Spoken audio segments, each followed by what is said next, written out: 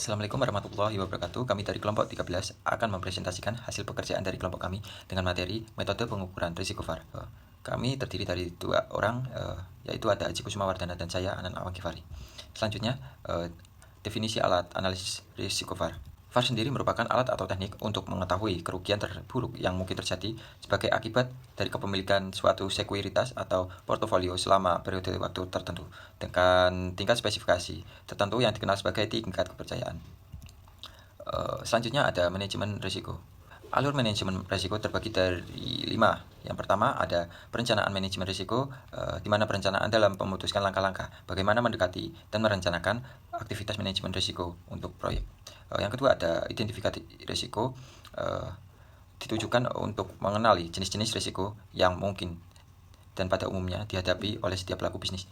Yang ketiga ada analisis risiko kualitatif, yakni proses menilai atau assessment impact dan kemungkinan dari risiko yang sudah diidentifikasi.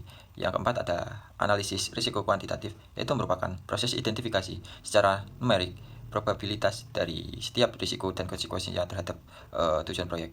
Dan yang terakhir adalah perencanaan respon risiko, proses yang dilakukan untuk meminimalisasi tingkat risiko yang dihadapi sampai batas yang dapat diterima. Ya, pada jurnal yang sudah kelompok kami pilih, di mana untuk membentukkan portofolio optimal menggunakan single index model menghasilkan 3 kandidat yang membentuk portofolio optimal, yang artinya semua saham dari Bank BRI, Bank Mandiri, dan juga Bank BNI membentuk portofolio optimal dengan proporsi yang dialokasikan untuk Bank BRI sebesar 28%, Bank Mandiri sebesar 46%, dan Bank BNI sebesar 24%.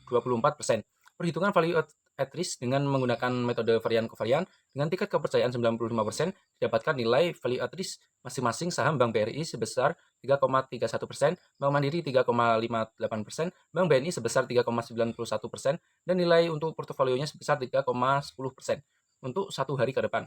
Perhitungan untuk value at risk dengan menggunakan metode simulasi Monte Carlo dengan tingkat kepercayaan 95% didapatkan nilai rata-rata dengan 13 simulasi masing-masing saham Bank BRI sebesar min 3,3%, Bank Mandiri sebesar min 3,5%, Bank BNI sebesar min 3,7%, dan juga untuk nilai dari portofolionya sebesar min 2,2% untuk 1 hari ke depan.